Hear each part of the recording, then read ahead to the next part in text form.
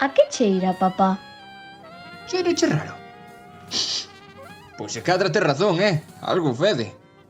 Será mellor que lle preguntemos ao Tigre do Futuro. O Tigre do Futuro, o podcast de A que cheira, papá. Benvidas un día máis ao Tigre do Futuro, o podcast que facemos dende o magazine cultural A que cheira, papá. Pois sí, xente, levamos xa un ano reuníndonos na porta do oráculo para gravar o Tigre. Un ano xa, e polo que sexa, aínda non temos a fama internacional que claramente merecemos. Non nos deron ningún premio ao mellor podcast nin nada. E non estamos aquí reclamando nada, claro está. Simplemente constatamos que somos os mellores do underground e que estamos moi cómodas aquí. Agora, en serio, como xa hai un ano que comezamos e non o fixemos ata o de agora, penso que hoxe sí que nos podemos permitir pedirvos que se vos gusta o Tigre do Futuro recomendedes o programa esa amiga que non escoita moito podcast pero que quere comezar, quizáis que compartades o episodio por redes sociais, que deixedes un like ou un comentario. Todas esas pequenas cousiñas axudan moito, de verdade, mais nada mellor, claro, que o boca a boca e que lle contedes aos colegas o moito que rides cando Philip traduce os nomes ingleses ao galego ou cando Violeta cuestiona a saúde mental de todo Occidente así en plan casual. Xa imos preparando os fastos da fama e obrigadas polo neuromarketing, hoxe tamén vos recordo neste comezo de programa que seguramente xa estades escoitándonos nalgúna plataforma, máis que tamén podes escoitarnos en Spotify, iVoox, Apple Podcast ou na nosa canle de YouTube, onde adoitamos poñer algunha pílula visual para enriquecer un pouco as historias que contan aquí os peregrins. En fin, eu son Guillermo Rodicio e para contar as historias máis afamadas teño hoxe comigo as mellores compañeiras. Por unha banda, Violeta Pérez, popstar da psiquiatría internacional que comparte aniversario con Boris Johnson, dato que aprendimos, quizáis, na sección de Ecos de Sociedade da Superpop. Aquí de TikToker, encantada. Full TikToker xa, 24 horas. Falando de fama, sí. Estou a piques de comezar un TikTok espectacular con pasos de baile incluído o flossing, que xa está máis pasado de moda que a min, para facerme unha superestrela adolescente. Tamén dentro do teu personaxe de psiquiatra popstar, nalgún momento paras, como que das consellos de saúde mental e logo sigues bailando, non? É como a temática. Exacto. Tamén está hoxe aquí connosco Ánxela Lema, probablemente a locutora de podcast máis famosa de todo o Concello de Cedeira, non porque haxa unha competición baixa, precisamente. Hola. Que tal, Ánxela? Moi ben, saúdos desde o norte. Do norte do norte. O norte do norte.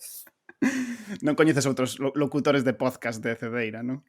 Non mellores que a min, non. Todos guanabis, mariñaos guanabis. Pois moi ben, bueno, hoxe quizáis nalgún momento chegue un convidado especial, mas en principio parece que estamos en formación de tres, que ten como máis estabilidade, non? Eu creo que como unha formación máis estable. Como sempre, sei que todas estáis desexando xa ofrecer as historias ao Tigre, pero precisamos dunha pregunta para achar a orde. A pregunta de hoxe propuxéronala en misiva oficial dende a Real Academia Galega, onde tamén nos consultan de vez en cando para posibles autoras ás que dedicar ao Día das Letras. A pregunta que nos chega dende a Real Academia é: cal é a persoa máis famosa coa que compartestes espacio? Rollo, ir nalgún sitio xuntos, ir ao cine, ir no avión ou algo así. Pois, a ver, eu teño dúas opcións, entón, claro, quero que me digades quen é máis famoso, na vosa opinión. Unha opción é dous concursantes dun reality show moi chorras que se chama Too Hot to Handle, non sei se o bichedes, Jugando con Fuego. Ai, sí. Que está en Netflix, está en Netflix. Sí, son moi famosos. É a versión de la Isla de las Tentaciones, unha versión. Ah, sí. Non sei, pode ser. Pois, bueno, a ver, para a audiencia, é un reality moi chorras de xente que está moi boa e que son, en principio, moi activos sexualmente, os meten nunha illa pensando que van facer un gran hermano e despois ali dinlles que non poden nin bicarse, nin ter ningún tipo de relación íntima. Ajá. E entón, estes dous eran os típicos que ian ali un pouco a trolear, non? Pois resulta que eses dous, non me lembro como se chamaba, e o mozo que é inglés, estaban nunha cafetería outro día comigo. Dixen, mira, famosillos. Pero ti sentaste a tomar algo, café. Para min isto é moi importante. A ver, estábamos nunha terraza, igual non foi a semana pasada porque era unha terraza, así que xa debeu de ser fai uns meses. Nunha terraza e eles estaban, pois non sei, a 3 mesas de distancia. Buah, moi preto. Vale, esta era a opción A. E a opción B?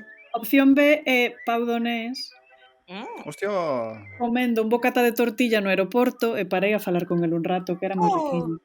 En serio? Paraches a falar con el? Sí, el pediño autógrafo porque eu era moi pequena, fai moitos anos. Parouse así a limparse as mans ao pantalón, dixen, jova, que tío tan majo. Jo. Que De verdade, detalle. encantador. Esa é a outra opción. Eu creo que Pau Donés é máis famoso, non? Pero claro, non sae en Netflix, pero que Pau Donés? Pau Donés é moi famoso, creo. Sobre todo porque tamén como na última época da súa vida tamén tivo un boom coa canción esta e tal. Sí. Eu diría que sí. Vale, pois quedo con Pau Donés. Veña. Ti que, Ángela? Pois a ver, eu tamén vos dou dúas opcións. A primeira é Hélène Cixous, que non sei se sabedes quen é. Hélène Cixous.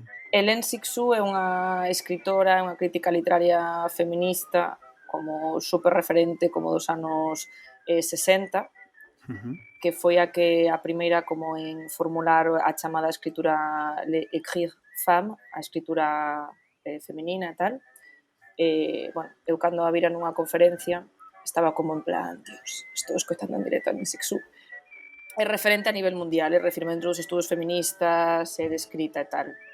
Pero agora estaba pensando que igual, claro, pero igual non é tan coñecida para todo o mundo que non faga este tipo de, bueno, pues que non faga este tipo de lecturas ou o que sexa, vale? Estaba pensando que a opción B, entón, porque sí que é bastante famoso agora, vino cando era un pouco menos famoso, pero fora a unha grabación de La vida moderna, con Broncano, Ignatius e que. E de feito, no grupo no que estábamos, que foi o día que Ignatius recitara o do poema de Donald Trump, rímonos tanto o grupiño no que estábamos que ata mirou para nós, que de feito houve unha cousa que despois cortaron, no programa final. Pero sí. Todos saudamos a Manu desde aquí. Sí, Manu presente. Sí. É que esa está moi ben porque non só fostedes como de público, senón que sí que hubo un momento de protagonismo onde as cámaras gravaron a Manu porque se estaba escojonando a niveis fortísimos. Houbo complicidade e interacción. Sí. No meu caso, bueno, só con Pau, sí. Sí, xa digo que un momento como que falaron con nós que, bueno, pero que ao final que se cortou entendo que tamén rompeu un pouco o ritmo e tal, porque que Manu estaba literalmente afogando de risa. Pero iso ao final cortaron, pero foi super divertido, sí. Joder, pues eu non teño referentes tan internacionais. A persoa que eu pensaba como máis famosa coa que compartín espazo era un pouco parecida a historia de Violeta, porque tamén foi historia de aeroporto e de avión, porque coincidimos no avión, vindo unha vez cando era pequeno de Madrid para Coruña, compartimos avión con Carlos Blanco. Recordo moito a anécdota, porque, sabes, estábamos miña irmá e máis en plan, mira, é Carlos Blanco, é un actor famoso e tal. E miña mãe, que daquela aínda non vía tanto a televisión de Galicia como a ve hoxe, que a ve prácticamente 24 horas seguidas, sabía quen era por Mareas Vivas, e dixo, pero este señor é un actor. Entras nos estábamos como cuchicheando así, boi cabaixo, saiu, andou, foi a foto a él, e foi dar a chapa como 10 minutos. Estivo falando con él 10 minutos con Carlos Blanco. Entón, eu compartí ese espacio con Carlos Blanco e miña mãe compartiu conversa animada, por visto. Xa, os avións de Madrid-Coruña, Madrid-Santiago doitan ser espazo de encontrarse así farándula. Xa, están como fora da realidade, como que aí todo se iguala, todo o mundo está como... Eu na última compartín avión con Bugallo. Sí. Vale, entón, como valoramos? Porque o de hoxe é moi subxetivo, admito que o de hoxe é moi subxetivo. Eu creo que deberíamos ir en contra da sociedade e a autora da que falaba Ángela debería contar máis co resto para compensar a pouca reputación que ten o seu traballo comparado con 4 gilipollas que están nun reality show. Entón, creo que Ángela debería gañar hoxe. Vamos, moitas gracias. Moitas gracias por lo que respecta a Hélène Cixous, vamos, porque convido vos a calidades, que maravilloso. É o pensamento utópico. En vez de pensar quen é máis famoso, é quen debería ser máis famoso. Exacto. Quen ten máis mérito. Por xustiza poética. Vale, entón por aclamación popular sobre quen debería ser máis famoso, parece que vai comezar Ángela. Entón, Ángela, de que nos vas a falar hoxe? De nacións e monogamia.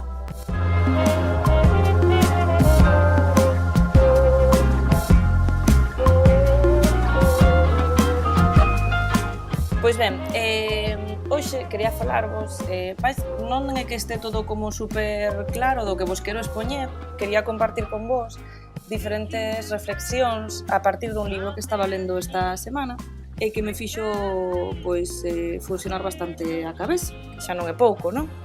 No libro que estaba lendo dunha teórica alemana, que ademais agradezo moito porque non é tan común ler teoría do amor e dos afectos fora do contexto, digamos, anglófono.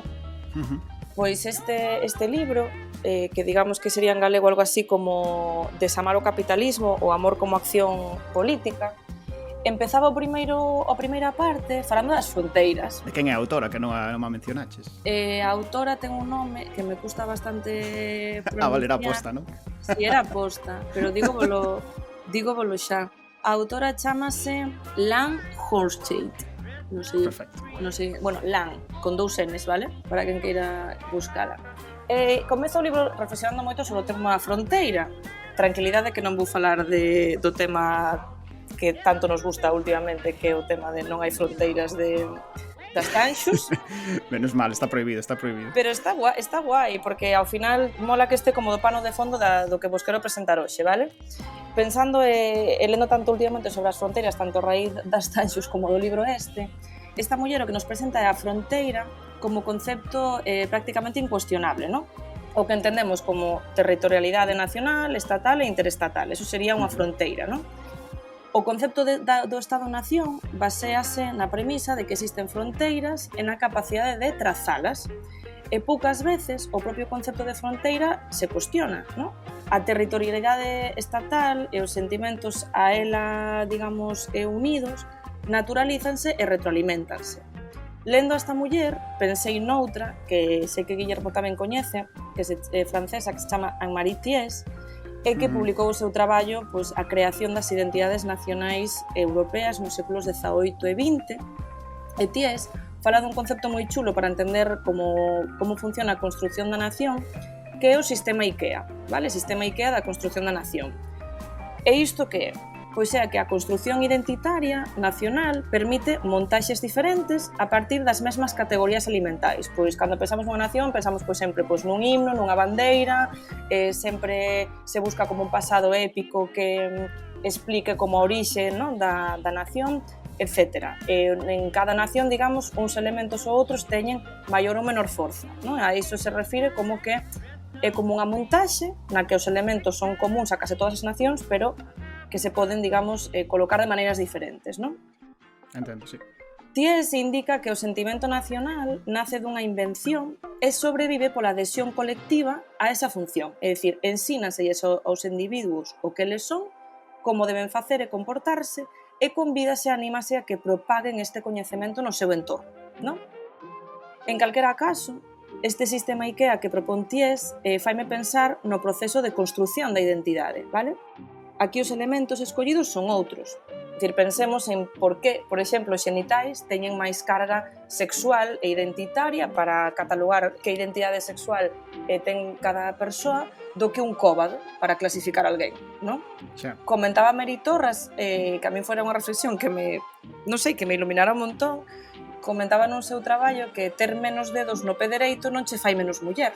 É dicir, hai partes dos nosos corpos que están máis hipersexualizados que outros e que teñen máis carga para atribuirnos unha identidade ou outra, non? É dicir, ensínasenos como ler os corpos. Hai elementos máis unisex, digamos, que outros, non? Sí, outros que non teñen por que ser os xenitais, penso no pelo, por exemplo, está moi marcado tamén. Exacto. En calquera caso, os resultados nunca son os mesmos para uns que para outras, non? Neste caso, neste sistema IKEA de construción da identidade, no que, por outra parte, impera a heteronormatividade como supostamente natural, espontánea, non? A heteronormatividade aquí sería a fronteira que marca o que está dentro e o que non, o que vale e o que non, vale? Neste sistema IKEA de construción tanto da nación como do suxeito, non están en xogo únicamente as identidades sexuais, senón tamén pois, as orientacións relacionais.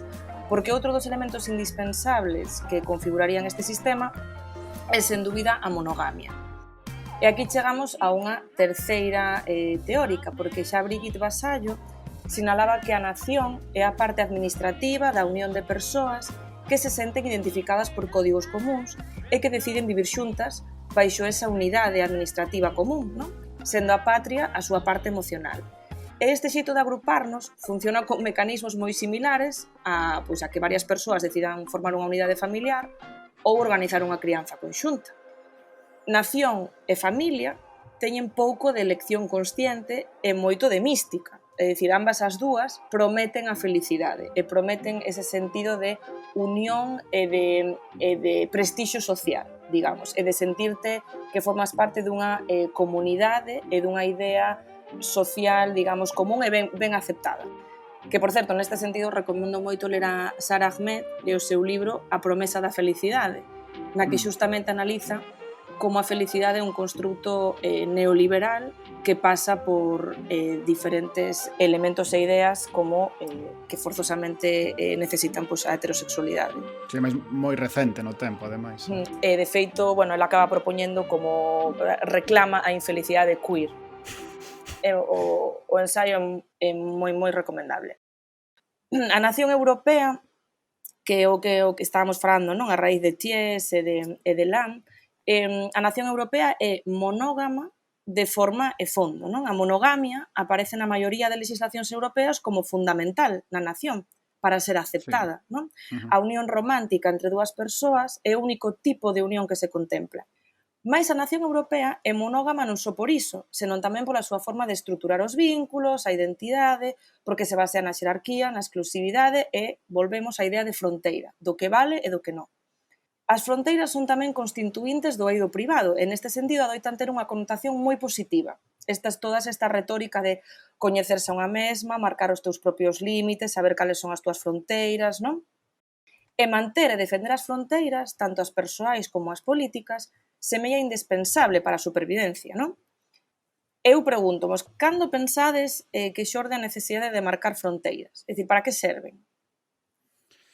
A nivel político, mentre estabas falando de Thies, estaba pensando, porque evidentemente, sen entrar moito en parte teórica e tal, pero é como o doble choque da idea da nación como algo que se construe frente á idea da nación como esencialista, algo que existe ao movimento político, non? E sobre o tema en concreto da fronteira, hai un autor que a mí me comentara Pablo Pesado nun Baleiro Perfecto, que se chama Franco Moretti, que falaba sobre como as novelas no século XIX serviron para, a través das ficcións, fixar as fronteiras mentais das persoas a través de onde estaban situadas os relatos, ata onde podían chegar os personaxes, e de maneira subconsciente fixaban as fronteiras que propoñían cada un dos estados modernos, non? Que en realidade, de maneira previa á creación dos estados modernos, non eran tan fixas nin eran tan importantes. Sí, pero eu estaba falando máis as fronteiras no eido privado, é dicir, na idea de construción do suxeito, é dicir, cando ti, Guillermo, te tes que marcar unhas fronteiras, non? É dicir, os meus límites, as miñas raias, son estas, normalmente creámolas ou fixámolas na nosa relación coas demais, cando sentimos medos ou ameazas, entón temos que establecer o que se chaman as nosas liñas vermellas. Claro, unha protección da identidade e de quen és e de cales son, digamos, os teus límites, ata que parte podes negociar e a partir de que parte comezarías a perder a túa identidade se cedes, non? Exacto, entón todo isto sempre chega con ese sentido da protección, no? de un muro ante certas ameazas ou medos. E os límites poden dar sensación de protección porque crean ese muro, mais entón, porque o proceso máis corrente non é analizarmos de onde procede ese medo, ás veces, non? Estaba pensando que estes días que resulta un pouco sorprendente que en lugar de querer deixar de crear un ambiente san e libre, ás veces preferimos ter unha casa cun cento de pechaduras, non? E cando falamos en termos de amor, porque todo isto ven a colación, do que vos decía da monogamia como sistema imposto, etcétera, para acadar ese prestixio social, cando falamos en termos de amor, a idea automática, natural e espontánea que nos ven á cabeza é a da parella de dúas persoas, por isto mesmo que acabo de decir, porque é como a estrutura que asumimos que é a máis común. É dicir, estruturar ou canalizar os nosos desexos no formato da parella sería a fronteira que nos marcamos e dentro dese territorio afectivo e económico, moitas as veces, asumimos unha serie de normas normalmente non pactadas, é dicir, de novo incuestionables, como esa idea mesma de fronteira, non? Que se asumen cales son os muros unha vez que comezamos a construir un territorio afectivo cunha persoa, non? Entón, nesta liña, tamén li esta semana sobre a unión de coñecemento e ignorancia, é dicir, no proceso de implantación, neste caso da monogamia, prodúcese a ocultación de outras fórmulas sexoafectivas, é dicir, a ignorancia vólvese constituinte da normalidade, é dicir, toda a forma de coñecemento leva ligada unha forma de ignorancia, non? Sí, espazos negativos. Sí. Exacto. E digo eu, non está suficientemente demostrado que este sistema, que o sistema monógamo non funciona como para que comecemos a poñelo en cuestión. Non estamos rodeadas de infinidade de fracasos amorosos. Exemplo, en menos dun mes estamos rodeadas de moitísimas rupturas, é dicir, Olga Moreno con Antonio David, Anabel Pantoja e Omar Sánchez, que se acaban de separar solo 3 meses máis tarde, e o máis flipante que é a movida de Iñaki Urdangarín con Caifanta Cristina. Eso sabédelo, non? Eu non me enterei disto. Bueno, eu estou moi fora de todo o cotilleo. Iñaki Urdangarín cachouselle con unha muller da man pola rúa. É que decir, é que aquí onde se ve como funciona como todo o sistema este amoroso, monógamo e tal, por iso a mí me fascina ler todas estas cousas, que a parella, a raíz disto, rompeu e emitiu un comunicado, o sea, isto é para que vexades ata que punto lle damos importancia á linguaxe do amor. Sí, é que o comunicado é un exercicio de lingüística de robots increíble. Sí, porque elas o que dixeron é que anunciaron que poñían en pausa a súa relación. Non dixeron que se separaban. Interrupción temporal do vínculo amoroso, algo así, creo que eran as palabras. O sea, era unha cousa artificiosa a morir. O sea, esto es como lo del crecimiento negativo, cando, ¿no? Sí. Que decía Rajoy, ¿no? Cando estábamos en la crisis y tal. Bueno, en calquera caso, que estamos rodeadas de fracasos amorosos por todas partes, ¿no? E aínda así, seguimos sen cuestionar, digamos, a fronteira da parella ou a monogamia como fronteira ligada a esa estrutura, ¿no? Sexoafectiva. Nestes casos, as ameazas e medos que levan a establecer fronteiras son moi variados, non? Os que se dan na parella, os máis comuns son os celos, non? E a partir deles creamos muros porque nin siquiera pensamos este eido como algo que se poida conversar, que se poida reverter e que podamos construir como nos escollamos. Aí sobou tamén co de coñecemento e ignorancia, e que moitas veces nin siquiera pensamos que isto se pode conversar porque é que non sabemos desa realidade, porque asumimos como tal a estrutura e o que significa estar en parella. E tamén porque a maioría das persoas senten que son emocións que non se poden controlar, vale? Que a teoría está moi ben, pero que despois é que o medo e a inseguridade que a sentes no corpo e que iso non se pode controlar, e como lógico ninguén quere sufrir, non? Ainda que ao final acabas de sufrir igual, pero bueno. E a mí este tema deste rollo místico que se lle atribúe, este rollo máxico que se lle atribúe ao amor, non? Levando ao extremo, que non nos parece moi tolo que ás veces pensamos no amor como sentimentos con vida propia que se apoderan de nós, sabes, como algo alleo a nós que colle o noso control e que polo que nos deixamos guiar sen chistar, sabes? E penso que ás veces moita xente considera que pensar o amor é restarlle maxia, sabes? Xa. E se isto levásemos como a outros ámbitos da nosa vida, non? Penso noutros desexos que sí que somos capaces de controlar por elección. Quero dicir, a ninguén se lle ocurre, no, es que acabé filología, porque es que un impulso me lo dijo e non pude, no. Normalmente, cando estudiamos unha carreira, adoita ser unha elección pensada. Ás veces non tan pensada como nos gustaría, despois, cando vemos o tempo, o sea, no? Cando facemos vista atrás. Ou, por exemplo, pensaba co veganismo, co vegetarianismo. Non? É dicir, é unha emoción ou un desexo controlado. Hai moita xente que está media vida comendo carne e gustáballe a carne, pero que por convicción ou elección política pasa a non comer carne, pero moita xente que non come carne dixe, a ver, sí que me gustaba comer un bo filete, o que pasa que, pois, por convicción política non o faz. En cambio, cando falamos de amor e de emocións e tal, sempre temos este rollo de que son cosas que se apoderan de nós, non? Gústame a analoxía da fronteira, precisamente por isto que comentabas ao final, porque hai moitas veces que pensamos, por exemplo, no tema comentabas o tema do veganismo, como se fosen as decisións políticas ou as actitudes fosen cousas de branco e negro completamente, non? Como un interruptor que encendes ou apagas, mentres que a metáfora da fronteira é interesante porque podes pensala como algo que avanza gradualmente, non? Como cousas que podes ir negociando, por exemplo, co da cucharita. E penso noutros tipo de actitudes, outras cosas que poden parecer un pouco tokens ou símbolos, pero que no fondo están negociando as fronteiras do que é aceptable, non? E penso, por exemplo, no tema de pintar as uñas os homes, que ás veces pode parecer como algo simplemente, non sei, unha especie de queerwashing ou algo así, como, pero no fondo están negociando novas posicións nas que podes plantear decisións estéticas que non eran as que supostamente estaban dentro da fronteira, non? Estás negociando esa posición de maneira gradual. Pero iso é abolir o xénero, non é, digamos, expandir a túa identidade ou a fronteira, non? É máis, bueno, abolir a diferenciación de xénero. Sí, de cosas, aspectos que se atribúen a mulleres, pois en homes, exacto. No, eu decía, o sea, é como prácticas que parecen anecdóticas, pero que creo que son chulas e interesantes, como encontrarte con calquera colega que sabes que ten parella e preguntarlle, pois, que tal a túa parella, pero tamén preguntarlle polas súas amigas e polos seus amigos, que non son forzosamente as túas amigas e amigos, pero que comprendes como parte da súa rede afectiva e que se esas amigas e amigos están ben, van facer que o teu colega estén ben tamén, non? Entón, romper tamén eses automatismos de só preguntarlle que tal lle vai a parella, senón, joder, pues preguntarlle pois a ti, preguntarche por Violeta, non? Que tal lle vai a Violeta por Londres, non?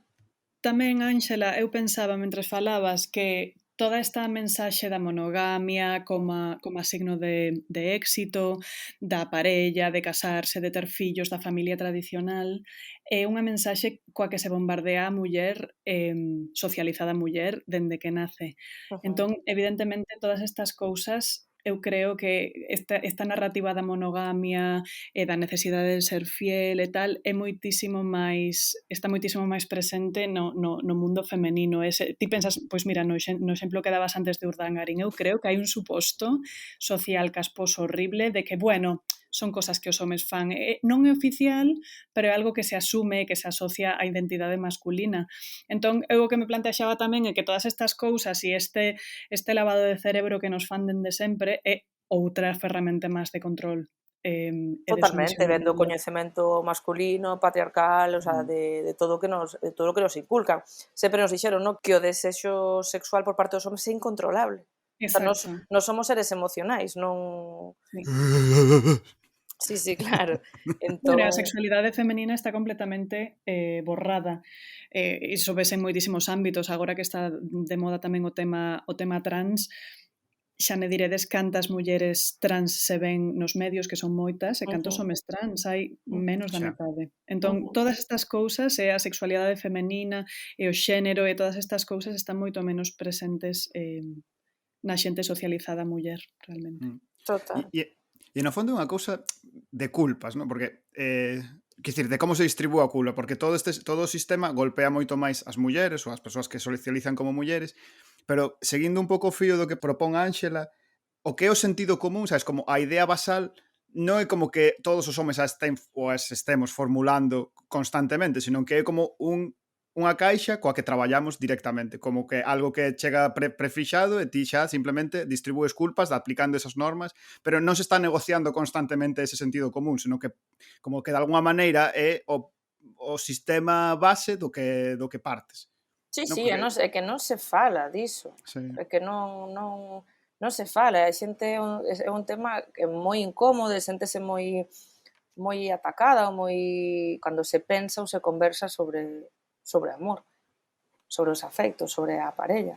Ás veces, o sea, eu non sei, tamén sou moi rara, pero que a veces falas con amigas pois desde cando estás con esa parella, diche, o sea, é como feito incluso de enrollarte cunha persoa a noite e contase como o día que empezaches con esa persoa, o sea, como o día que junté mis labios con esa persona, e iso é como la fecha de inicio de nuestra relación. A mí son cosas que me parecen moi locas.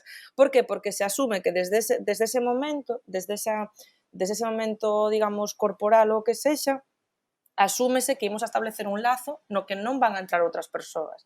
E no 90% ou 80% das relacións, iso non se cuestiona. Entón, hai fronteiras, hai moitísimas máis fronteiras que as administrativas e políticas, é un pack que compramos e que todo o mundo pon a funcionar a pesar de que non sai ben nunha porcentaxe altísima.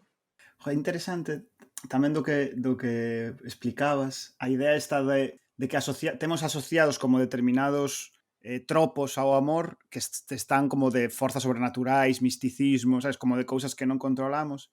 E non sei se será, ou quizáis é unha idea que lanzo ao aire, pola idea de que a idea da parella monógama é das poucas institucións que nos quedan que son previas ao Estado moderno, que as percibimos realmente como unha cousa ancestral, aínda que é igual de construída que todas as demais, o que é anterior ao momento de orixe do resto das prácticamente das institucións coas que nos relacionamos. Dicías antes, por exemplo, o do veganismo. Claro, percibimos a dieta como unha cousa moderna porque xa entendemos a dieta como ir ao supermercado a comprar cousas, entón a nosa relación con ese sistema económico é racional e podemos modificalo, non? Pero como o amor monógamo é previo ao momento de inicio da modernidade, percibímolo como algo que non está no noso control, como que non está afectado por a racionalidade. Eu creo que aquí entran en xogo moitísimas máis cousas que esa.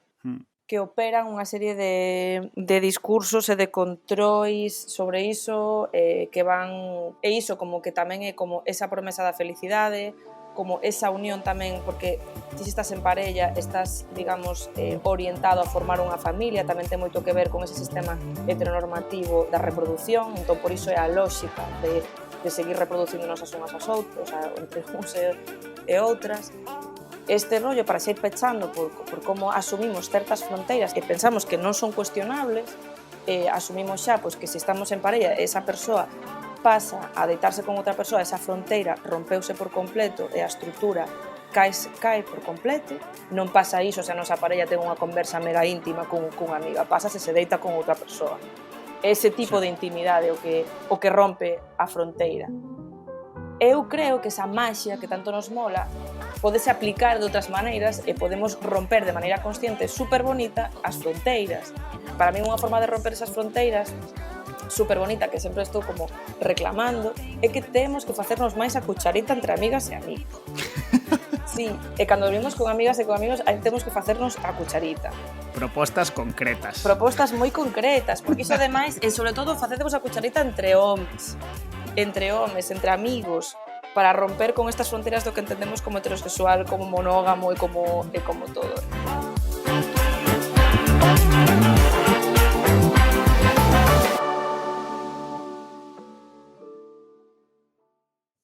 Pois moi ben, despois deste viaxe polas fronteiras, dibuixando liñas para despois borralas, pasamos á seguinte sección do Tigre do Futuro. Aínda que parece que aparece por aí un novo peregrín que se achega ata o oráculo. Que tal, Rubén? Pensei que non chegaba hoxe, joder. No, de feito non chegaches, xa levamos un Xa me dou conta. Joder, sinto, disculpe. Bueno, hola a todas. Hola, benvido. Gracias. Nada, vai collendo un pouco folgo, senta nunha esquina e pasamos á seguinte sección. A seguinte persoa máis famosa por aclamación popular eu creo que era Pau Donés. Non crees, Bío?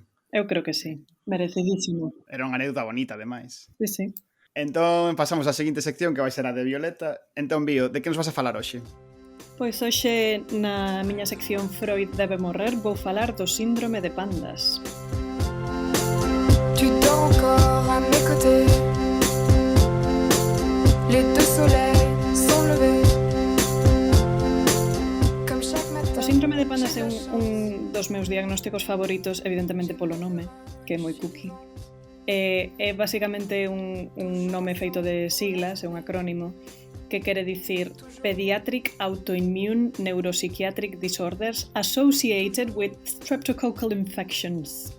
Así que, basicamente, é unha infección por un estreptococo que é o mítico que produce as anxinas que xera un trastorno obsesivo-compulsivo ou un ataque de tics, basicamente. Entón, sería un diagnóstico de saúde mental, síntomas de saúde mental que están desencadeados por unha infección. E este é un tema que a mí fascíname, todo o que sexa relacións entre a saúde física, tradicionalmente considerada como física, e a saúde mental, a min pareceme fascinante. Xa adianto que é un diagnóstico bastante controvertido, e explicarei máis adiante por qué, pero bueno, vou vos dar un resumo de que o que ocorre neste tipo de trastornos.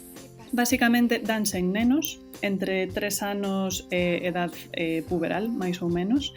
É moi pouco frecuente en adultos. Hai algunha investigación que di que sí que ocorre, pero a maioría din que ocorren só en nenos. De aí a P de pediátrica e de pandas. Básicamente consiste nunha infección da gorxa, mítica infección, pois é iso, as anxinas, non? Que despois, digamos que o estreptococo, que é a bacteria que produce esa infección, ten algunhas partes, e aquí seguro que ter pasado por unha pandemia de COVID, temos todos un coñecemento de autoinmunidade magnífico. Más do que nos gustaría. Exacto. Bueno, entón o que pasa é que esta bacteria ten algunhas partes que se asemellan moitísimo ás células de algunhas partes do noso corpo.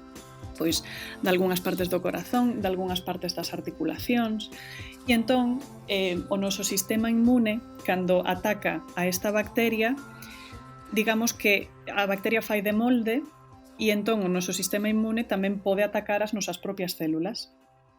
Non sei se entende máis ou menos ata aquí, que sen ter un debuxo diante é moi complicado, é así bastante abstracto. Se entendi eu, é un pouco como o meme dos dous Spiderman. Sí. Esa era a imaxe que lle faltaba a Violeta. Sí. Bravo, pareceme, grazas, o complemento perfecto para esta sección. Creo que así sí que se entenderá moitísimo mellor. Pois basicamente é iso, tal cual. Hai o noso sistema inmune ataca as bacterias, que é o que ten que facer, defendernos delas, pero como as bacterias teñen algunhas partes que tamén se parecen a outras partes do noso corpo, as nosas defensas atacannos a nos mesmas. E entón, que ocorre? Isto é a mítica febre reumática, escoitades falar dela algunha vez? Febre reumática? No. O reuma, as articulacións que se doen do reuma. Vale, sí. En galego é reuma. Reuma. O dato que queríades. Bravo. Grazas. Pois bueno, é este tipo de proceso que basicamente ti tes unha infección aí no corpo e as defensas contra esa infección tamén atacan a outras partes do teu corpo. Entón, que ocorre? Que, digamos, a teoría, isto é o que se pensa que pasa no síndrome de pandas, é que esas defensas, eses anticorpos, que é basicamente o que tes cando tes o COVID ou o que tes cando che poñen a vacina, pasan a barreira do cerebro e atacan unha parte do teu cerebro xerando trastorno obsesivo-compulsivo ou tics. Joder. Que é bastante fascinante. Entón, é un tipo de TOC, de trastorno obsesivo-compulsivo, ou un tipo de tics que non cadra moito co que esperarías. O TOC é máis progresivo, pasa pouco a pouco, e isto é como da noite a mañá, así, ti de repente tes tics, un ataque de tics super grave que che impide funcionar ben na túa vida, ou un ataque de TOCs, ¿no? de trastorno obsesivo-compulsivo, que non podes funcionar, non podes sair da túa casa, unha cousa como moi abrupta. Que agobio, así de repente. Sí, eu tamén me acabo de agobiar. Pero non vos preocupedes que xa sodes adultos, entón, se non vos pasou, é moi raro que vos pase. Ni me baixei o TikTok, que é outra vía. Bueno, eu iso, se podo facer un pequeno inciso, adoito ter cousas que non se corresponden á miña idade. Tanto cousas de bebés como cousas que se manifestan en xente moi maior. Ti tamén tiveches a varicela de maior? Tiven a varicela de maior, o ano antes de que chegara a pandemia, así que tiven que estar confinada xa tamén. Joder. Non te acordas, sí. Facendo prácticas. Tiven o rollo este de boca, mano, pies, que se dan bebés. Ai, pobre. Pero é que de pequena, cando estaba en primaria, tiven uveitis, que é unha cousa dos ollos que só se manifesta en xente de 50 para arriba. O sea, que eu... Benjamin Button, Ángelo. Adiantando o traballo. Oxalá me calmase ese comentario, Violeta, pero a mí non. Pobre. Bueno, eu tiven a varicela aos 23, entón empatizo moito contigo. Bueno, que a miña cara cando me dixeron que tiña varicela foi impresionante, de verdade. Sí, terrible. Pois este é o síndrome de pandas que Ángela non vai ter, pero que é moi frecuente moi frecuente. É máis frecuente en nenos que en adultos, pero segue sendo unha condición moi rara. Que ocorre? Que claro, ti para diagnosticar un pandas tes que facer o que se chama un frotis de gorxa, que é o mesmo que o paliño do COVID, pero para outra cousa. Colles aí unha mostra, fas un cultivo e ves se hai aí streptococos. Pero claro, que neno entre 3 e 17 anos non tivo anxinas na súa vida? Claro. Xa. É super prevalente. Entón, como podes dicir que causa efecto se na maioría dos casos o cultivo sairá positivo, sabes? Sobre todo en nenos máis pequenos de idade escolar. Xa que non chega como proba, vaya. Bueno, chega, isto é o que din os autores e as autoras que defenden a existencia deste diagnóstico, pero claro, hai moita xente que di que non é tan así, que non é tan sinxelo, e que, bueno, que digamos que hai unha heteroxeneidade na investigación acerca deste trastorno, pois que non lle dá moita consistencia que sexa un diagnóstico separado dun TOC normal, non? Ou duns tics normais. Pero se dis que aparecen de súpeto, non hai como partes do que o propio TOC ou os propios tics que os separan dun TOC normal ou dun ataque de tics normal? En principio sí, pero claro, dentro dos tics, pois cada neno ou nena que ten tics ten unha presentación distinta, entón Xa. que che fai dicir que a causa ten que ser outra porque a presentación sexa distinta, sabes? Hai moitas críticas a este modelo, hai moita xente que é moi crítica. Eu sí que teño visto casos nos que era bastante evidente que era unha cousa moi atípica, que non cadraba coa evolución normal dun trastorno obsesivo compulsivo, que non había ningún estresor no ambiente que poidera xustificar esa presentación, o neno acabou ingresado, fixémoslle un frotis de gorxa e sí que tiña streptococos. Entón, na miña experiencia, eu sí que vin casos que poderían ser compatibles cun pandas. E a parte, é verdade que responden moito peor a medicación. A medicación clásica que utilizamos, ¿no? Que utilizamos antidepresivos, que tamén axudan coa ansiedade, etc. Entón, na miña experiencia, eu creo que sí que son diagnósticos que poden existir, pero está moi controvertido. E despois quería falar de, digamos, outra enfermidade que a mí fascinaba bastante.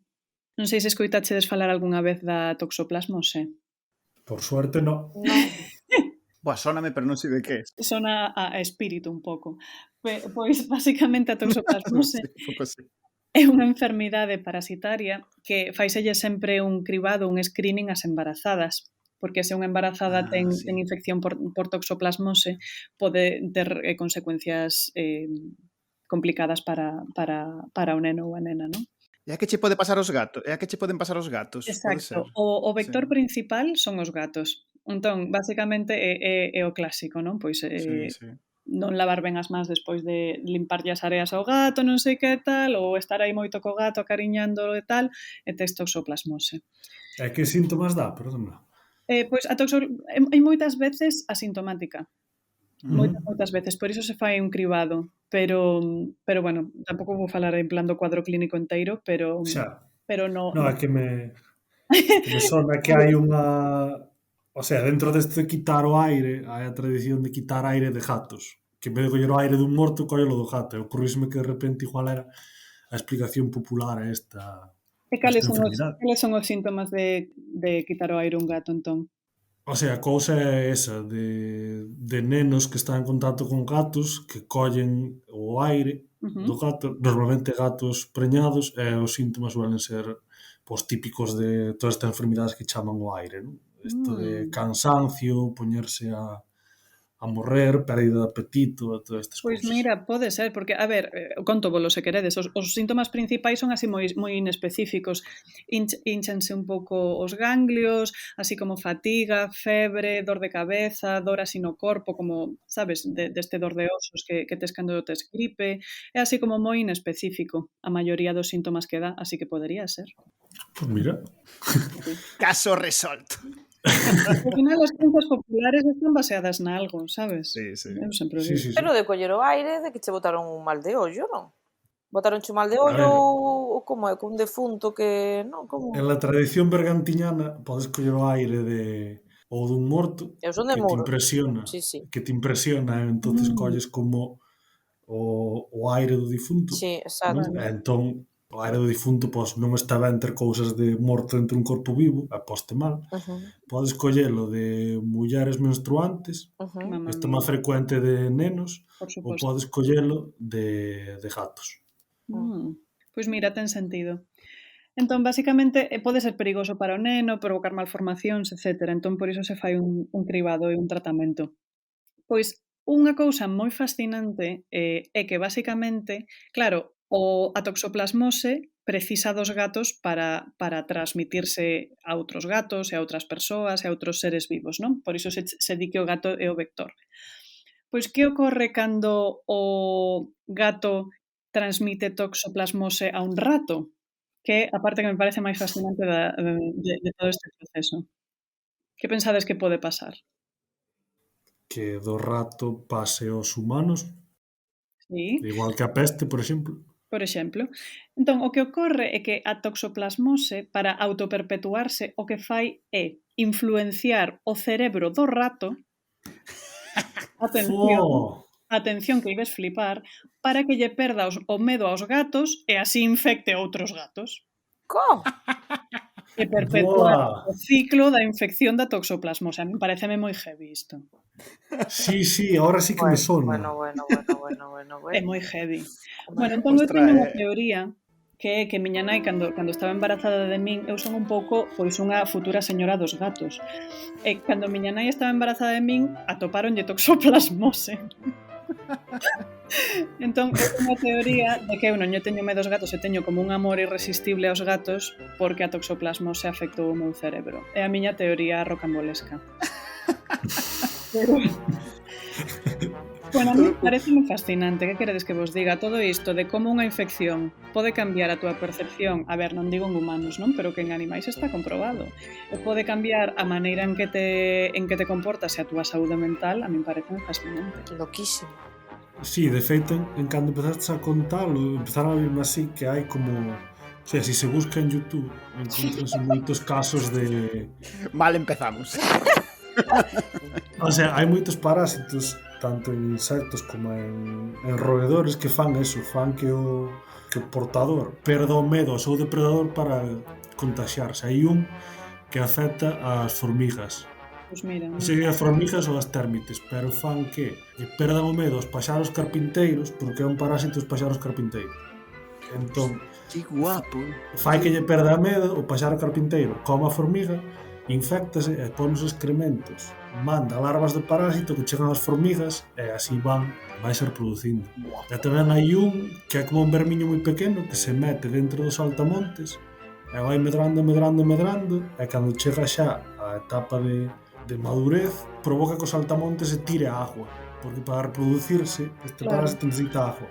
Pois mira, a min pareceme fascinante. Entón eu cando estiven estudando isto, é a primeira vez que escoitei falar do síndrome de pandas, non? E de vernenos e tal, e que a xente dixera, oi, hai que descartar un pandas, non sei que. A min pareceme fascinante, e puxenme a pensar e que outras enfermidades supostamente de saúde mental non serán infeccións. Boa. Uf, abre un escenario mazo perturbador, Sí. Abre o escenario zombie. Sí. Claro, porque é como cantas conductas sociais poden estar provocadas en realidade por un parásito que tes no cerebro. Pois sí. Explica algún colega que teño, Pois sí, a mí pareceme moi chulo. E realmente tamén é outro caso guai de non pensarnos que somos aquí os reis e as raíñas da selva, non? De, sí, nos controlamos, dominamos a todas as especies, especismo, tal. Pois mira, un parásito podeche quitar o medo dos gatos e convertirse nunha tola dos gatos.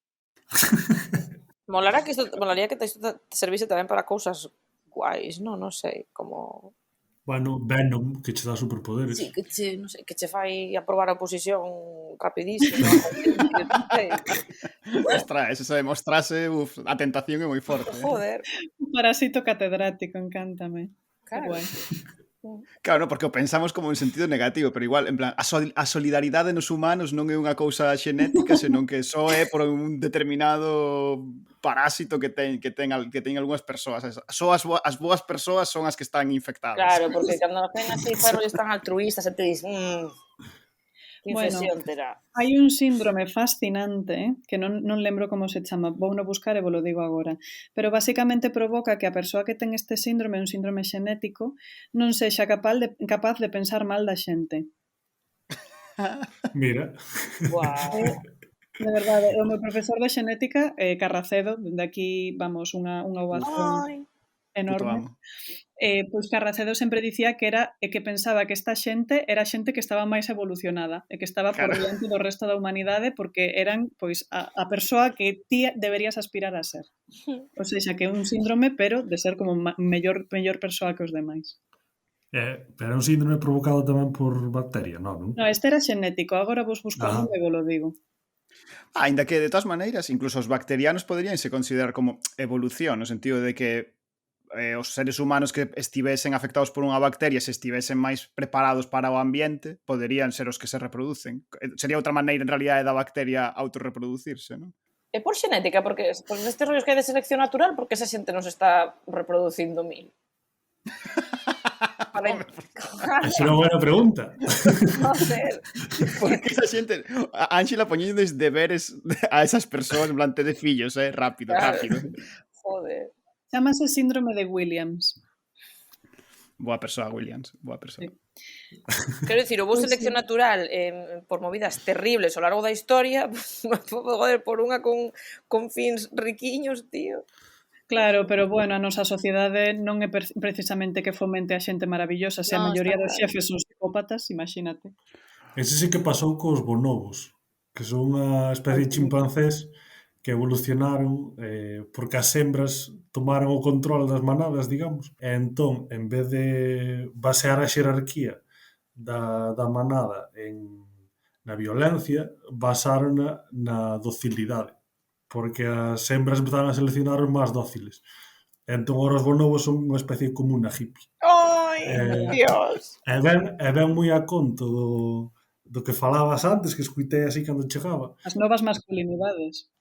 Porque as hembras preocúpanse de manter sexo moitas veces con todos os machos, porque así os machos nunca teñen moi claro cal é seu fillo, entón non practican a matanza das crías. Home, eu entendo que di Ángela, pero eu creo que todo o mundo que fixo euxenesia na historia pensaba que estaba facendo cousas boas, así que hai que ter cuidadiño con iso. Xa. Non, o sea, que non a practican, vai. E que a xente que a practicou xa estaba infectada e por eso era tan mala. Claro. O parásito da euxenesia. Pois o mesmo coa nosa sociedade, adaptarse á nosa sociedade xa me dirás en que te converte. Pero bueno, a min pareceme fascinante e todas estas cousas que pensamos que, bueno, ti como naces e como vas morrer, xa os teus xenes determinan todo, hai cousas estupendas que se chaman epixenética, que son estes cambios ambientais que modifican os teus xenes e a interacción e a mestura dos teus xenes con material xenético de outras especies, incluídas bacterias, que son bastante guas.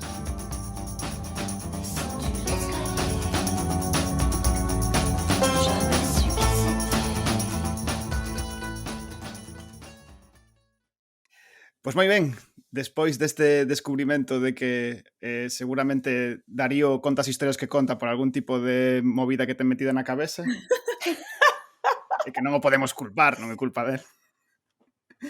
Pasamos xa á última sección do Tigre do Futuro. A última sección do Tigre, como eu quedara con Carlos Blanco e eu con unha especie de consenso non explicitado de que era a persoa máis famosa, vou na facer eu. E eu hoxe para a sección do Tigre teño un episodio especial porque cando saia este episodio xa haberá máis dun ano que saiu o primeiro episodio do podcast. Entón quero que a sección de hoxe sexa como unha pequena homenaxe a algunhas das persoas en as que este podcast non podería existir, que son os colaboradores, non? Os peregrins como vos que vindes por aquí polo oráculo a contar historias. Mais non quere ser unha homenaxe directa porque tampouco somos tan narcisistas, senón que tengo aquel de rendezvous indirecto, un pouco surreal na mellor tradición do noso oráculo.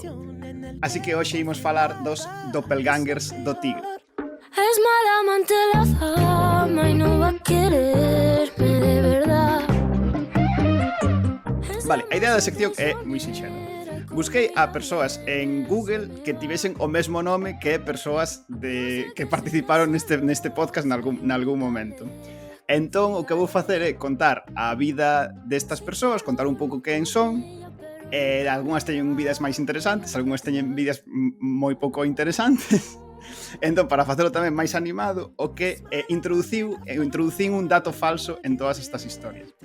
Así que sixe a sección que estedes un pouco atentas, porque despois de cada pequena biografía vamos a hacer un pequeno concurso para saber se adiviñades cal é o dato falso. Non vai ser unha cousa totalmente aleatoria, senón que vou vos indicar un pouco por onde poden ir os datos falsos, vale?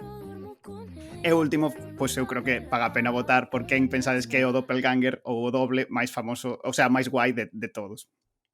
Vale, comezamos polo que seguro que xa estabades vendo como máis evidente, o primeiro doppelganger... Joel López contigo. No, son o mesmo nome, persoas que se chaman igual, non que se parecen físicamente. Era brome. Perdoa, na miña casa Guillermo sempre foi Fernando Alonso, É verdade. Que isto Guillermo xa o sabe, meu pai chama Fernando Alonso, o sea... Sí. Non, a mí teme comparado moito e a mí non estou nada de acordo con Iván Ferreiro, que non estou nada de acordo con iso. Sí, Iván Ferreiro tamén, pero é que Fernando Alonso gana por goleada. O home sen pescozo.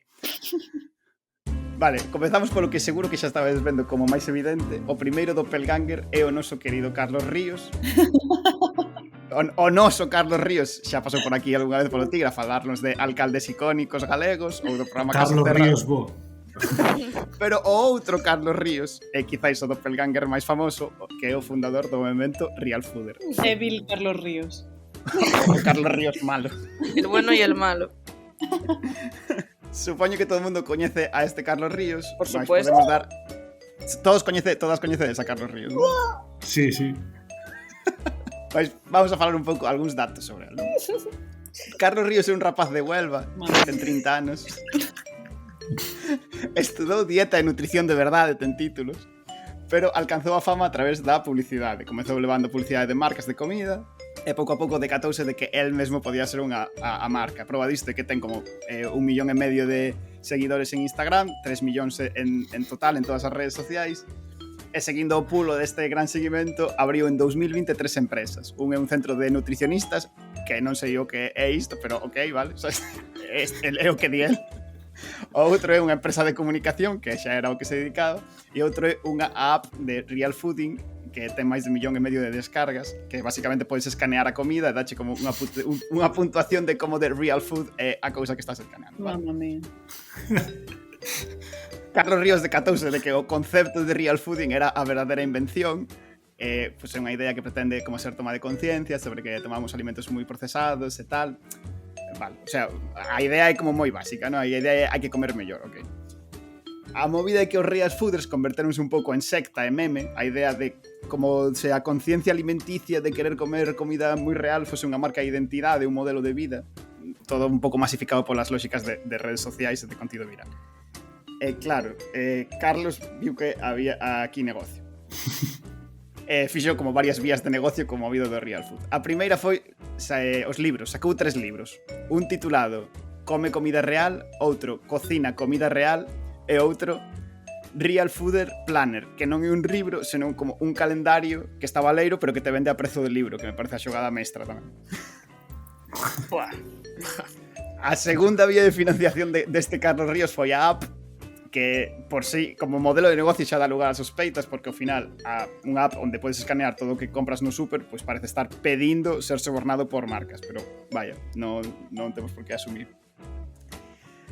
Pero a última, e quizás a que deu lugar a polémica foi a de que xa sacou directamente os seus propios produtos baixo a marca de Real Fooder, que se poden comprar en realfooding.com, onde podes mercar gazpacho, salmorejo, guacamole, crema de berenxena, hummus, sobaos pasiegos e crema de cacao. É nocilla, creo. Sí, crema de cacao é como nocilla, vai. Entendí crema de cacahuete. No, crema de cacao. Porque a crema de cacao, como xa estaba vindo Vir Rubén, foi o talón de Aquiles de Carlos, porque surdiu como toda unha polémica alrededor deste produto, porque polo visto non marcaba que empregaba dátiles nel, que eran como que son edulcorantes, basicamente. E ao final, pois, faz unha crema de cacao que é unha marranada, Carlos, pero os nutricionistas din que, a ver, que a maior parte das cremas de cacao son unha marranada, que o normal é que unha crema de cacao sexa unha marranada. Que xa hai que ser sinvergüenza, que a turra quedou de non comas patatas fritas nin isto, comer zanahorias crudas.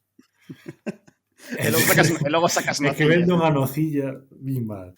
Claro que a crítica dos nutricionistas ao de Carlos Ríos, máis alá da crítica de Twitter, que sempre é como unha cousa voráxine caníbal, a crítica aos nutricionistas foi non tanto que sacase unha crema de cacao que fose unha marranada, senón que se perdeu como a oportunidade de convertir ese movimento en algo didáctico, non? Como de decir, mira, isto é unha crema de cacao, pero deberías só tomala para darte un capricho un día, pero evidentemente ten edulcorantes porque é nocilla, sabes?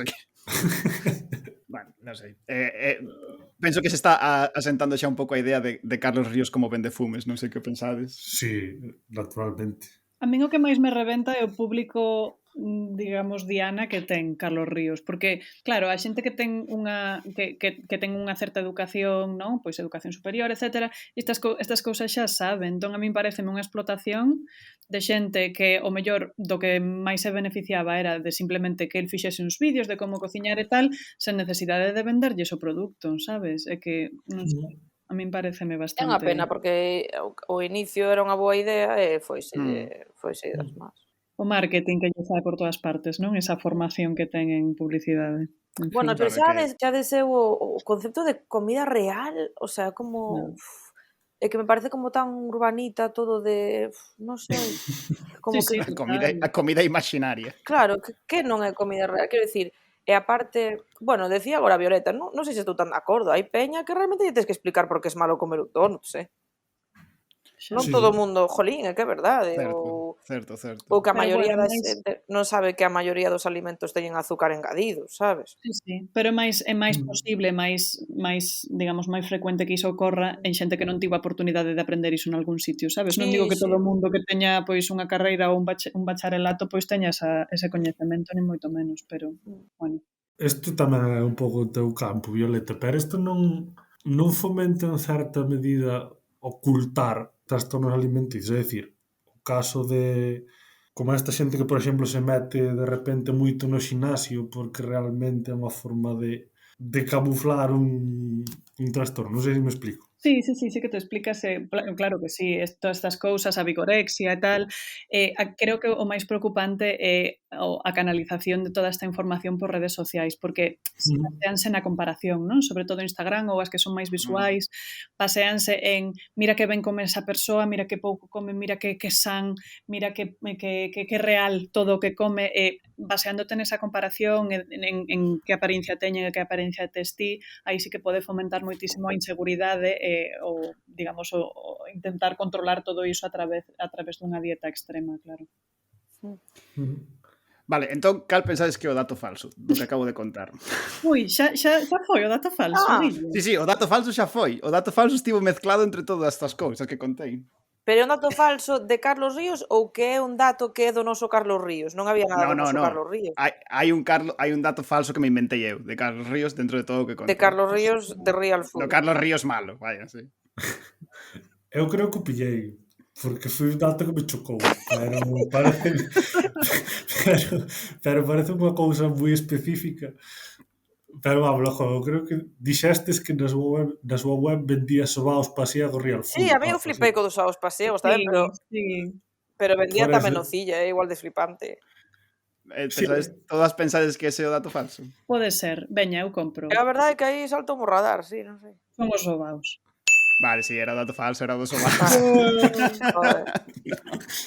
Vale. Non vete... Pensei que todo o mundo iba a ir ao do calendario, que é verdade, tío. Vende un calendario por 20 euros, é unha cousa loquísima. Eso sí. Ai, non, pero iso está moi de moda, o de Mr. Wonderful, estas o cousas. de, como se chaman estes que tes que poñer as cousas das que estás agradecida?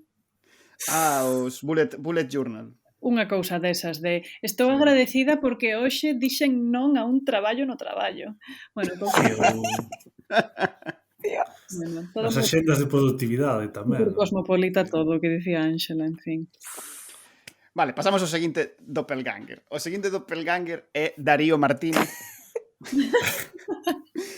E xa vos aviso que Darío Martínez é famoso que é un político arxentino. É famoso porque actualmente é o secretario de Enerxía da República Argentina, que é un cargo que diste, joder, como un cargo político moi tocho dun país que é moi grande. Non vamos a falar moito do que é a vida, o sea, non vamos a falar moito das políticas de Darío, porque non ven ao caso, pero en xeral a vida de Darío é un pouco aburrida, pero está aderezada pola toponimia e a onomástica máis fantasiosa que eu na vida vin.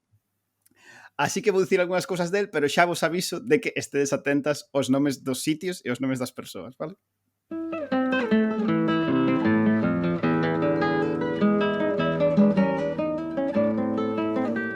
Darío Martínez naceu nun pueblo que se chama Ingeniero Luis A. Huergo. Bravo. Ese é o dato falso. Ese é o nome do sitio onde naceu Darío, vale?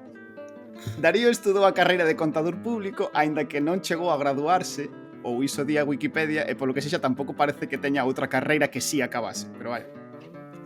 En 2005 foi escollido concelleiro por Neuquén, que é a provincia onde está Ingeniero Luis A. Huergo.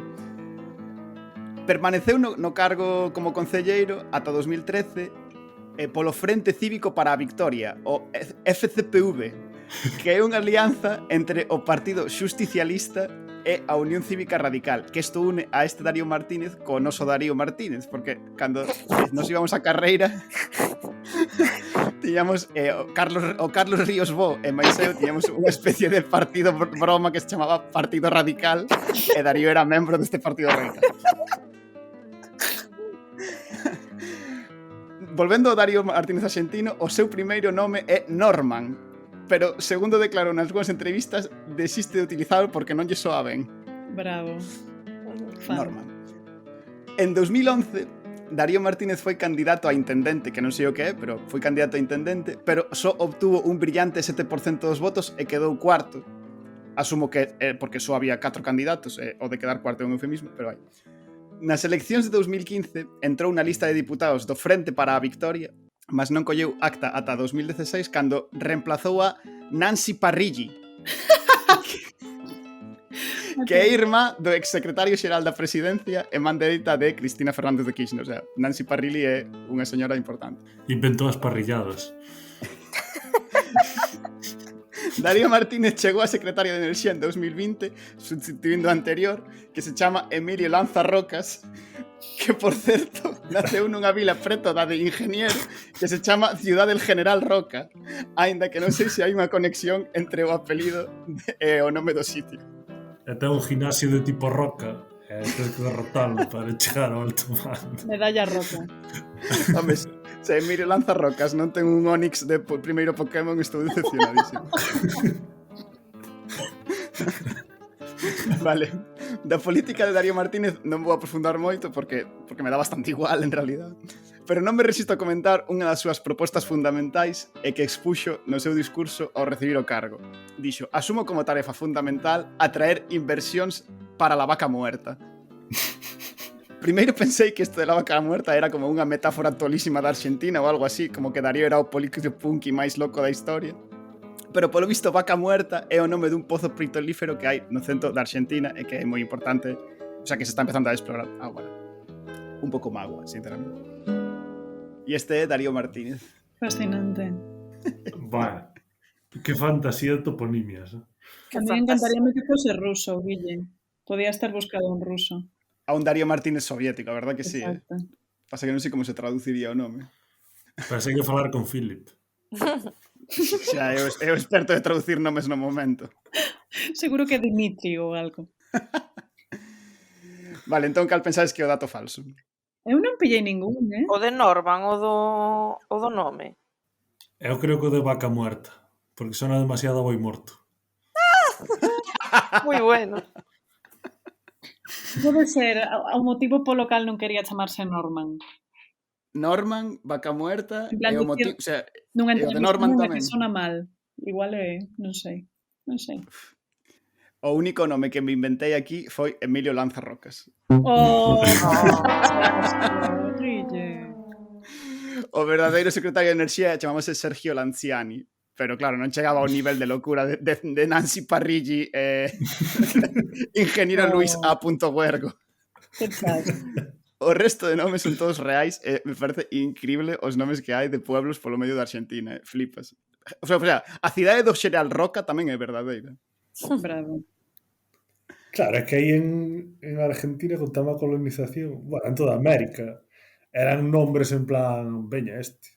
De feito, tamén pasou cas constelacións, isto de repente unha que chamaron microscopio porque non sabían que máis chamar. Xa, comentabas outro día, sí. Sí.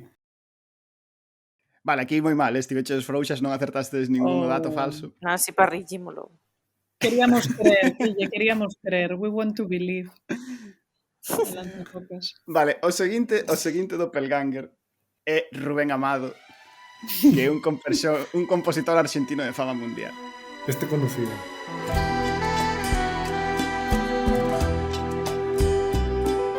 Cerca de ti se derriten mis manos. O Rubén Amado doppelganger está hoxe en día, creo, entre as miñas persoas favoritas da historia, non porque me guste moito a súa música, que, bueno, supoño que estará soando de fondo para que a volaredes vos mesmo, senón porque ten como unha especie de amor propio intensísimo unido a unha relación con internet que se podería chamar de anacrónica, e é que Rubén Amado escribiu a súa propia entrada na Wikipedia Fandom. E o feito de que a escribise el non é algo que eu deduza, senón que non podo pensar outra cousa porque está escrita en primeira persoa.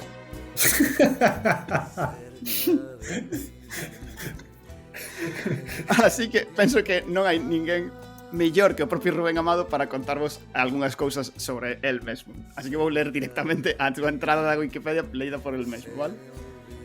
Dinos Rubén Amado. Comecei a miña carreira... Bueno, está traducido ao galego, vale? Comecei a miña carreira lá por 1967, pero os resultados do meu traballo comezaron a verse en 1971, que empezou a traballar con algunhas discográficas e participei no Festival da Canción Coco de Oro en Barranquilla, Colombia, gañou como intérprete e quedou ali vivindo durante 3 meses en Bogotá. Alá, 2 artistas gravaron as miñas primeiras cancións e participou na grabación de distintos intérpretes, entre os que destaco a Abracadabra, Los Nocturnos, Los Cuatro Soles e Giacomonti. As cancións de máis éxito desta época de Rubén Amado son Un trovador en el olvido, Un lugar, un café y el humo de un cigarrillo, La nave de tu piel ancló a las 10, La nave de tu piel, guau, lírica. Dime de qué careces y te diré quién baila. Soy una mujer. Ostras.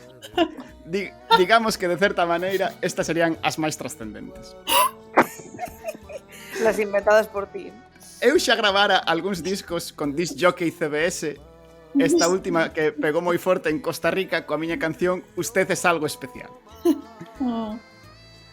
Foi en 1982 cando viaxei a México, país onde comeza a etapa máis importante da miña carreira, onde colaborei con algúns artistas entre os que están Luis Miguel, José José, Los Tecolines, Orquestra de la Luz, Pedro Marín e Beto Orlando, entre outros. Entre as súas composicións para estes autores, quero destacar unha que fixo para Luis Miguel que se titula 1 más 1 es igual a 2, escrito en números, Enamorados. 1 más 1 igual a 2, Enamorados. De Luis Miguel. Entre a notoriedade sen dúbida de Rubén Amado destaca que ten máis de 25 millóns de discos vendidos, onde entendo que conta todos os discos de Luis Miguel, como se foran discos que vendeu ele. E producín máis de 50 discos, entre eles varios instrumentarios de tango e folclore. Olé. Tiven a satisfacción de producir o grupo Los Chasquis, grupo que facía música do altiplano e que dirixía o meu amigo o quenista Fito Dalera, a quen lle compuxen e dediquei unha zamba. Los Chasquis foi un desprendimento de Los Calcachis, el cual tuvo enorme éxito en Europa e que radicaba en Francia. A música de Rubén Amado é, pois, xa, creo que só con esta descripción xa imaginades como é a música de Rubén Amado. Xa non teño nin que describir, volá. Maravillosa, seguramente. Con quen vos quedades? Con Rubén Amado de Laxe ou con este Rubén Amado? Con ese, eu con ese. Que temazos, A min entrou a curiosidade, agora quero escuitalo. Vale, cal pensades que é o dato falso? Evidentemente é o título dunha canción ou dun grupo. Ai, eu Los Chasquis. Los chasquis. Si, eu pensei máis ben nas cancións, A ti cal dis, entón, Rubén? Só hai unha canción que me inventei, Todas as demais son verdadeiras. ves, era unha canción. Sí, porque os chasquis viña de outro nome, entón tiña sentido. Los calchaquis. Exacto. Como podes repetir os títulos das cancións? As cancións son Un trovador en el olvido, Un lugar, un café y el humo de un cigarrillo, La nave de tu piel ancló a las 10, Dime de qué careces y te diré quién baila, Soy una mujer. Eu creo que a de Dime de que careces. Que careces. Bueno, tamén faltaba de 1 más 1 igual a 2 Enamorados, que ten como millóns de reproduccións porque canta Luis Miguel. Temazo. Entón, cal dicides, perdón? Eu creo que a Dime que careces porque non ten moita coherencia gramatical. Ou a da nave, non sei. La nave de tu piel. La nave de tu piel. Eu na nave confío. I want to believe. Veña, Eu va, tamén. a outra. Eu de Dime que careces ou a de un café ou un cigarro, sí. Muñeco de barro. Vale. Efectivamente era Dime de que careces y te diré quién baila. Esa inventei eu. Soaba un pouco a Mira quen baila. Xa, claro, a ver, a idea era que fose un pouco localizable, porque as demais son todas increíbles. Molaba que tuera el disco de Rubén. Solo Rubén ou algo así. Solo Rubén. Vale, a última doppelganger que temos para hoxe é Sara García, que seguro que recorda esa Sara, que é a nosa experta en folclore, que fixo un par de seccións xunto con Javi sobre música galega. A outra Sara García é unha actriz tamén coñecida como la abuelita de México, que é actriz e comediante mexicana, que ten unha vida, o sea, ten algúns datos extremadamente locos. ¡Tú, atontado! ¡Sácate esa mula! ¡Oh! No haga bilis tan temprano que le puede hacer mal. Es lo que yo le digo. ¿A ti quién te da vela en este entierro? No, yo nomás decía. Pues no digas, y a trabajar. A ver, ¿dónde están esas escopetas? ¡Genaro! ¡Gil! ¡Damián! Punta de vagos. Sara García empezou como a súa carreira de actriz moi nova, empezou a facer películas, empezou a traballar moito en teatro. Fixo unha serie de xiras por México onde foi gañando algo de fama, pero cando chegaba a trintena ou así viu que a súa carreira estaba un pouco empezando a decaer e ocurriuselle unha tremenda idea para relanzala. Sara Hidalgo naceu en 1895 e coa idade de 1934, con 39 anos, decidiu presentarse ao casting dunha película que se chamaba Mi abuelita la pobre. Para facer o papel principal desta película tiñas que parecer unha señora maior. Entón, Sara García decidiu ir a un dentista e sacarse 14 pezas dentais para poder interpretar o papel principal da obra. Deronlle o papel. Tivo bastante éxito e 6 anos despois, con 45 anos de idade, realizou a mesma acción para poder realizar un papel similar en la película Allá en el Trópico. Onde, para. Realizou unha acción, quitou máis dentes. Quitou máis dentes, con 45 anos quitou máis dentes para parecer aínda máis maior. Vale? Na película Allá en el Trópico. A segunda película tivo moitísimo éxito, fíxose como bastante famosa en México, e Sara García comezou a ser como moi coñecida e entón como que sentiu a presión social ou artística de penetrar xa a full na súa performance. Entón, pouco a pouco foi levando máis alá aínda a súa idea de que era unha señora bella metida nun corpo dunha muller de 40 anos. Supostamente Sara García saía habitualmente da súa casa con bastón e camiñaba polas rúas en espera de intentar provocar reacción nas persoas que habían atravesar as rúas ou subir escaleiras, e intentaba pedirlle a persoas máis novas que ela, a persoas da mesma idade que ela, que axudasen a cruzar a rúa ou que axudasen a levar unhas bolsas, algo así. Outro dato impresionante sobre a súa transformación física foi que habitualmente lavaba pelo con lixivia para parecer que o tiña, para poñelo tan loiro que parecía que o tiña branco nas películas en branco e negro que facía na época. As modificacións no seu corpo non se detiveron aí, senón que para facer unha película con Ana Martín, bueno, con unha película que se chamaba Los Tres Garcías, unha película moi famosa, chegou a romper propositadamente o xeonllo para poder utilizar de maneira máis natural o bastón. Ai, por Dios, de verdade, que todo me parece mentira. Morreu en 1980, moi maior, o sea, ao final da súa vida era efectivamente unha señora maior. Pero durante toda a súa carreira xa levaba 5 anos que non se movía da cama. Estaba morreu en 1980 e fixo películas durante toda a súa vida, pero dende 1934 xa facía películas de señora maior. E durante toda a súa carreira chegou a facer máis de 150 películas, cos que chegou incluso a Estados Unidos. E hai un dato que me gusta moito, que é que cando estiven investigando a Sara García, descubrín que fixo unha película que se chamaba Sor Yeye, que non sei se recordades unha película, é que eu sempre recordo moito unha película de cine de barrio que se chamaba Sor Citroën, que era unha especie de como a peli de Guppy Wolver das monxas, pero nos anos 60 en España. Sí, quero me sonar. A mí nada. Non a vin, pero quero me sonar, sí. Pensei que Sara García saíra en Sor Citroën e que o vira coa miña boa de pequeno, pero non puido ter ese momento íntimo. E nada, esta é Sara García. Que dato pensades que é falso? É que de verdade que só hai un. Só hai un. Que forte. Eu creo que o do xeonllo. O do romper o xeonllo. Hai que romper o xeonllo. O dato falso, o único dato falso é que non lavaba o pelo con lixivia. Ese, sí. Ese inventou, sí, normal. Din que tinguía o pelo ou que levaba perruca, pero de lavar o pelo con lixivia foi como unha cousa dramática que me inventei eu. Pois casi era o máis normal. Pois sí, porque coñeza máis xente que o fixo, entón. Xa, o sea que en realidade de poñer perruca para parecer máis maior é unha cosa como case de entroido, dentro do seu contexto está feo. Uau, que forte. Pois sí, bueno, e estes foron os doppelgangers. Tiña un doppelganger máis, que un señor que se chamaba Philip Webb, e que, por lo visto, é famosísimo, é un arquitecto racionalista que viviu entre o século XIX e o século XX, e que non sei moi ben por que é famoso, estive lendo a súa entrada da Wikipedia, pero é como un arquitecto que se fixo famoso por facer casas aburridas, como por cousas... Sí, non sei, esta corrente que hubo a finais do século XIX que chaman Arts and Craft, que basicamente era como facer as cousas normais, sen querer darse moitos aires, e Philip Webb, polo visto, era o mellor de facendo esa cousa. Hostia, que bo, o mellor sendo mediocre. Denota no fondo a superioridade intelectual dos ingleses de ser capaces de facerlle unha entrada a Wikipedia a este señor que basicamente era como un constructor normal, sabes? Total. De feito, o único claro, porque intentei facerlle tamén unha entrada, pero o único dato extravagante é que seu segundo apelido, o sea, seu segundo nome era Speakman, era Philip Speakman Webb.